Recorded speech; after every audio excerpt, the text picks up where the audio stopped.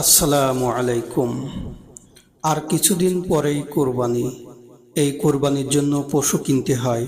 আর পশু কেনার জন্য আমরা কোরবানির পশু ক্রয়ের জন্য হাটে যাই।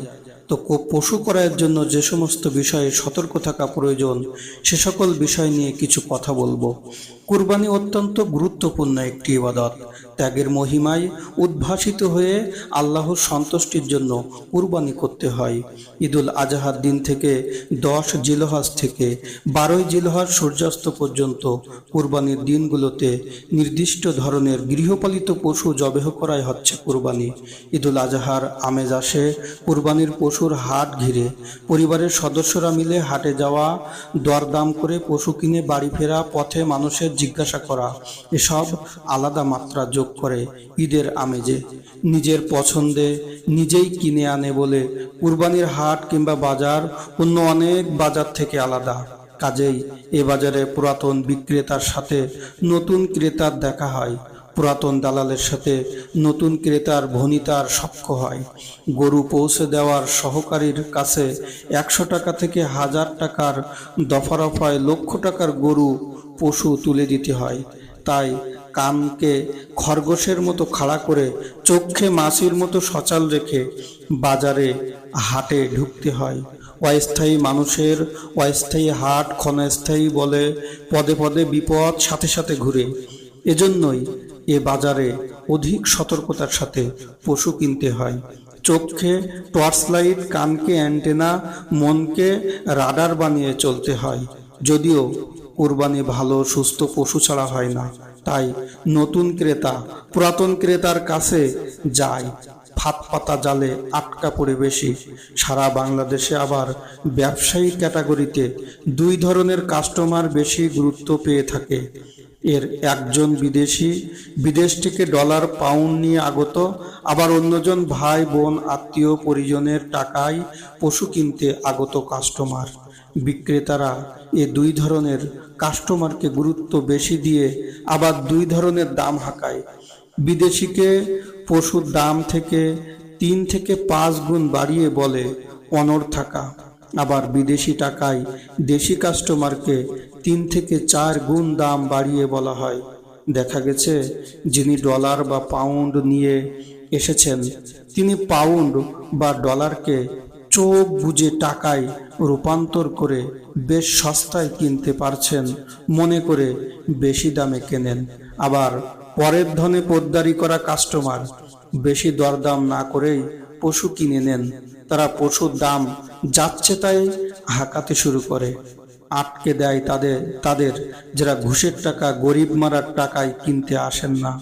বাজারের নিয়মিত পদ্ধতি হচ্ছে আপনি যা কিনতে যাচ্ছেন তার সম্পর্কে সম্যক ধারণা নিয়ে যাওয়া। এতে যদি কোনো রাস্তা না থাকে তাহলে একজনের কাছে দাঁড়িয়ে হঠাৎ দাম করে না কিনে বাজারে দরদাম যাচাই করে কেনা। ফলমূল, তরিতরকারি, আসবাব কিংবা জমি কেনার মতো কিনতে কিনতে ক্রেতা হওয়ার মতো বাজারে অভিজ্ঞ ক্রেতা সেজে ঢুকুন, তাহলে ঠকবেন না। ইদানিং বাজারে মোটা তাজা পশু কথাটি বেশ প্রচলিত হয়ে উঠছে, কিন্তু অনেক ক্ষেত্রে সঠিক জ্ঞান প্রশিক্ষণ ছাড়াই অবৈজ্ঞানিক পদ্ধতিতে পশু মোটা তাজা করে বাজারে বিক্রি করা হচ্ছে। দেখা গেছে এভাবে কৃত্রিমভাবে মোটা তাজা করা পশুর মাংস খেয়ে কুরবানির দিনেই অনেক মানুষ অসুস্থ হয়ে পড়েন। তাই মোটা তাজা পশু কিনতে চাইলে অবশ্যই ভালোভাবে পরীক্ষা নিরীক্ষা করে কিনুন।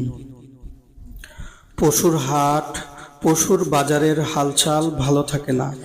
দেখা গেছে বিক্রেতা পশু বিক্রি করে ফেলেছেন, ক্রেতা জাল নোট ধরিয়ে দিলেও দিতে পারে।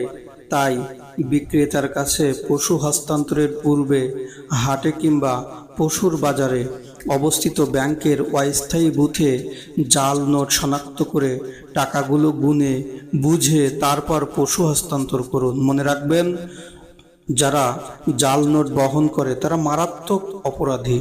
এদেরকে পুলিশের হাত ছাড়া কারো হাতে দেবেন না। অনুমোদিতভাবে রাস্তাঘাট, ফুটপাত, খেলার মাঠ কিংবা রাস্তায় চলমান বিক্রেতার কাছ থেকে পশু কিনবেন না। এতে অবৈধভাবে বর্ডার পার করা, কারো জমি থেকে হারিয়ে যাওয়া, গোয়ালঘর থেকে খোয়া যাওয়া পশু কিনে ফেলতে পারেন। কাজেই অনুমতিহীন পশুর হাট বা বাজার থেকে পশু কিনুন। অনুমোদিত পশুর হাট বা বাজার থেকে পশু কিনুন। অননুমোদিত হাট বা বাজার থেকে পশু কেনেন না। অনেক সময় ক্রেতার সরলতার সুযোগ নিয়ে বিক্রেতারা পশুর শরীরে কৃত্রিম রং মাখিয়ে, বয়স লুকিয়ে, পশুর দাঁত প্রদর্শন না করে, নেশা খাইয়ে, পশুর পায়ে পেয়ারে গেঁথে, লেজে আলপিন মেরে, অসুস্থ পশুর শরীরে চিরুনি দিয়ে বিক্রি করতে পারে। তাই ত্রুটিগুলো পরখ করে, অসুস্থ কিনা যাচাই করে, মলত্যাগের রাস্তা পরখ করে কিনতে হবে। বাজারের হালচালে আরেকটি বড় অবৈধ উৎপাত হলো দালালের দৌরাত্ম্য। অনেক সময় পুরো বাজারই যেন তাদের দাপটে চলে। লক্ষ্য করলে দেখবেন কোনো একজন লোক কখনো আপনার পক্ষে, আবার কখনো বিক্রেতার পক্ষে কথা বলছে। তখন বুঝে নেবেন সে আসলে কোন পক্ষের নয়, সে এখানকার দালাল। আবার কখনো কয়েকজন ক্রেতা সাজিয়ে এমন পরিস্থিতি তৈরি করা হয় যে আপনার করা দামের চেয়ে বেশি দামে পশু কিনতে হচ্ছে। তখন বুঝে নিতে হবে এরা আসলে ফড়িয়া দালাল চক্রের লোক। অনেকে কেনা পশু বাসাবাড়িতে পৌঁছে দেওয়ার জন্য সাহায্যকারী নেন, কিন্তু সাহায্যকারীর কোনো পরিচয় রাখেন না।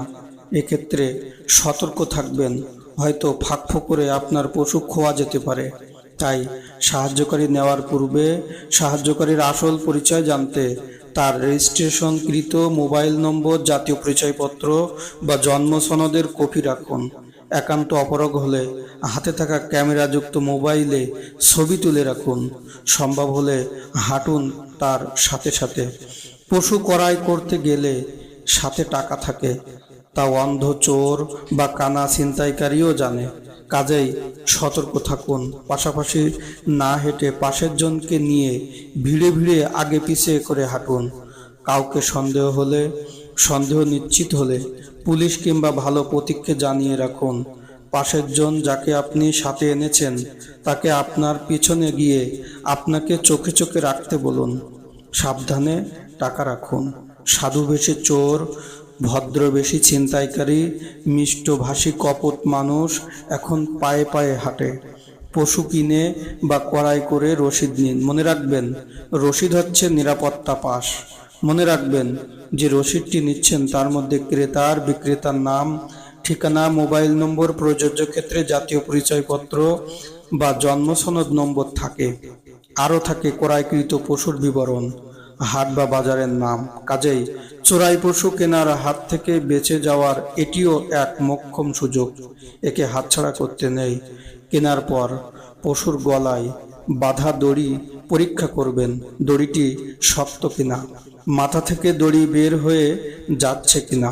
পাটের দড়ি হলে ভালো, নাইলনের দড়ি হলে টানতে টানতে পশুটি ফাঁস লাগলো কিনা নজর দিবেন। তবে হয়তো দড়িটি নিরাপত্তার কাজে বেশি সহযোগিতা করতে পারে। নতুবা দড়ি ছিঁড়ে লাপাত্তা হয়ে যাওয়ার মতো পশুর কথাও অনেকে বলে থাকেন। এবার আসুন অন্য আরেক কথা বলি। রাস্তার ধারে, অনুপযুক্ত স্থানে, ময়লা ড্রেনের পাশে পশু জবেহ করবেন না। যেখানে সেখানে জবেহকৃত পশুর রক্ত, নাড়িভুড়ি ফেলবেন না। রক্ত পরিষ্কার করুন। আবর্জনা মাটির নিচে পুঁতে দিন। বিগত বছরগুলোর ধারাবাহিকতায় এবারও অনলাইন প্ল্যাটফর্মে গবাদি পশু বিক্রয় কার্যক্রম চলবে। এক্ষেত্রে অনলাইনে প্রতারণা রোধে অনলাইনে আপলোড করা পশুর মালিকের নাম, ঠিকানা, মোবাইল নম্বর, পশুর বয়স, ওজন, মূল্য, ছবি সংযোজন করতে হবে।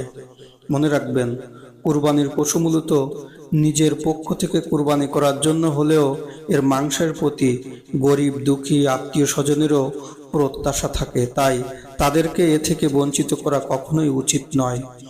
কুরবানির পশু বড় ধরনের দোষ ত্রুটি থেকে মুক্ত হতে হবে।